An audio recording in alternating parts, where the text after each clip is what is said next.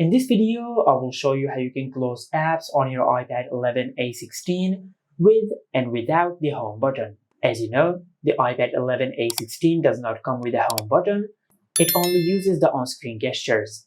Now, if you have opened an app on your iPad and if you want to close it, then in that case, just simply swipe up from the bottom of the screen, just like that. And by doing that, you will go to the home screen and you will close any app which you have opened. But as you know, the app will be closed, but it will still run in the background. Now to stop the app from running in the background, just swipe up and hold from the bottom of the screen. And after you do that, you will open the recent apps section. And from here, just swipe up and close the app which you have opened.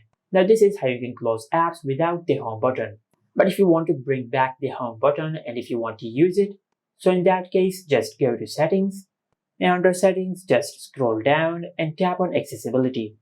Under the accessibility settings, just tap on touch.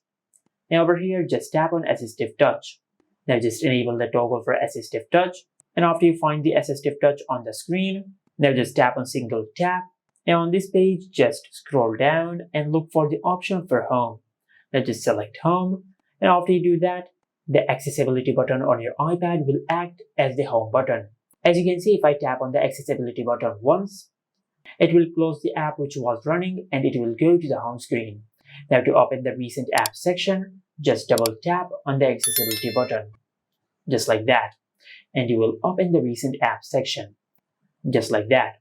And this is it. Make sure to like, comment, and subscribe. Thank you for watching.